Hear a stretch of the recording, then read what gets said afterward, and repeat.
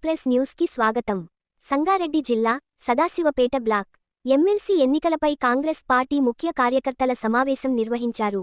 ఈ సమావేశంలో ముఖ్య అతిథిగా టీజీఐఐసీ చైర్మన్ నిర్మలజగ్గారెడ్డి పాల్గొన్నారు.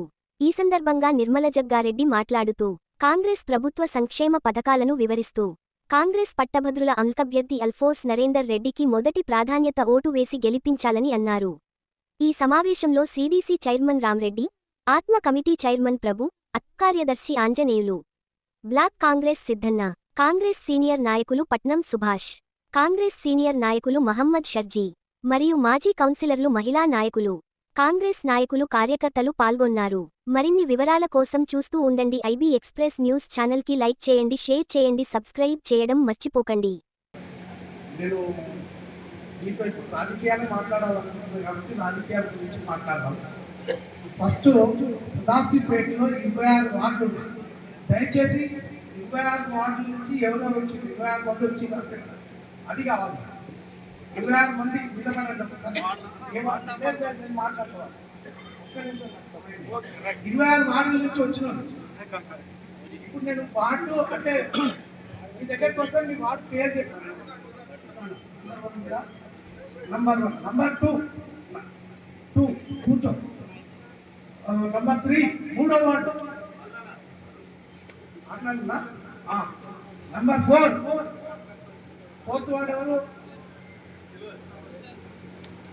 ఫోర్త్ వార్డు రాలేదు, టౌన్ ప్రెసిడెంట్. 5వ వార్డు 6 7 8 9 10 11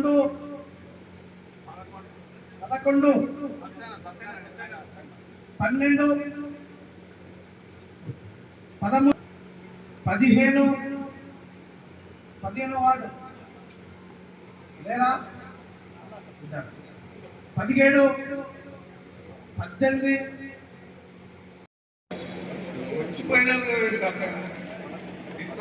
వెంకటాపూర్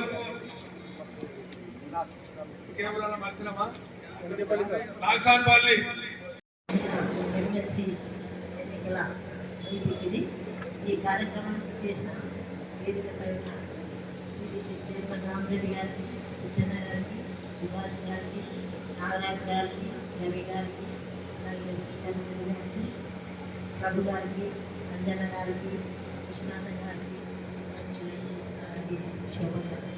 చేసిన వీరందరూ కూడా చెప్పేదాన్ని కాదు. మనం అందరం కూడా ఒకటే సీటుకి పైన ఉంటున్నా వచ్చే ఎలక్షన్లో వీళ్ళందరూ కూడా ఈ సీట్లో రావాల్సిందే. అందుకని ఇప్పుడు కష్టపడాల్సిన సమయం ఉంది కాబట్టి మీరందరూ కూడా మనమందరం కూడా సంగారెడ్డి కాన్స్టిట్యున్సీ అంటే ఏందనేది సత్తా ఏందని చూపెట్టే సమయం ఇది. గత ఎలక్షన్లో జీవన్ రెడ్డి గారిని ఎట్లా గెలిపించినామో అప్పుడు అంతా బీటు ఘాటు మనకున్న సమస్యలతో అయినా కానీ మనం గెలిపించినాం జీవన్ రెడ్డి గారు. ఈరోజు ప్రభుత్వం ఉన్నాం, ఇప్పుడు ప్రభుత్వం లేకపోయినా ఎన్ని తంటాలున్నా ఎన్ని కష్టాలు పెట్టినా ఎట్లయితే గెలిపించినామో ఇప్పుడు ఇంకా కూడా అంతకంటే ఎక్కువ మెజార్టీ వచ్చే ప్రక్రియలో మీ అందరూ కూడా కష్టపడాలని తెలియజేస్తున్నారు. ఎందుకంటే ఇప్పుడు వసూలుబాటు మనకు ఉన్నది, ప్రభుత్వం ఉన్నది కాబట్టి అట్లాగే నిరుద్యోగులు ఉన్నారు, ఉద్యోగం చేసేవాళ్ళు ఉన్నారు, అడ్వకేట్స్ ఉన్నారు, డాక్టర్స్ ఉన్నారు. వాళ్ళందరినీ కూడా మనం కదిలియాలి. సమయం లేదు, చాలా తక్కువ సమయం ఉంది. ఉన్న సమయంలోనే మరి శుభాశించాలి. కరెక్టే, ఏ వార్డులో ఆ వార్డులో ఉండడం, ఏ విలేజ్లో ఆ విలేజ్లో మీరు ప్రచారం చేయండి. మళ్ళీ ఒక కమిటీ మీకు ముందే ఇన్ఫర్మేషన్ ఇస్తారు. ఒక గంటకు మీ ఊరికి వస్తున్నాను, ఒక గంటలో మీ వార్డుకి వస్తున్నాను. ఆ టీము అంటే చూడడానికి కూడా పబ్లిక్లో కార్యకర్తలు కానీ పబ్లిక్ కానీ ఏమనుకుంటారంటే కాంగ్రెస్ పార్టీ ఓటు అడుగుతుంది, కాంగ్రెస్ పార్టీ ఏం చెప్తుంది, కాంగ్రెస్ పార్టీ ఏం చేస్తా ఉంటుంది, ఉద్యోగాలు ఏ విధంగా వస్తాయి, ఎంప్లాయీస్ కూడా నెల నెల జీతాలు ఇస్తున్నాం. అది సామాన్యమైన విషయం. ఇలా కొన్ని మనం చెప్పుకుంటూ మరి ఒక కమిటీ లాగా పోయి మరి ఓటు అడగడం కూడా మంచిదే. బాబుకి మరి వస్తున్నాయి, స్టిక్కర్స్ కూడా వస్తున్నాయి, ఇచ్చినట్టు ఉంటుంది, మరి ఓటర్స్ని కలిసినట్టు ఉంటుంది. మరి మీరందరూ కూడా అందరు కూడా లిస్ట్ చేసినాయా, ప్రతి విలేజ్ వైజ్గా లిస్టు తీసుకున్నారా, తీసుకోకపోయినా ఇప్పుడు ఇక్కడే ఉన్నారు కాబట్టి లిస్టు మీ మండల president, block president, town president దగ్గర ఉన్నాయి. ఇబ్బంది అనుకోకుండా, ఆకలేట్లు అనుకోకుండా ఒక గంట గంటన్నర 2 గంటలు కూర్చొని లిస్టు మీ చేత పట్టుకొని వెళ్ళండి.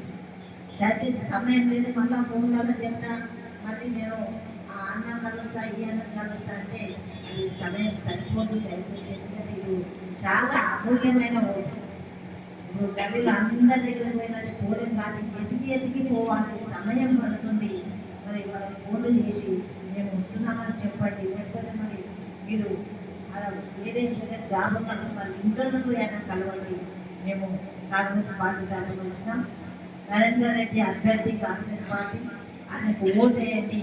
2వ నంబర్లో మరి ఓటు నమోదు చేసుకోవాలి.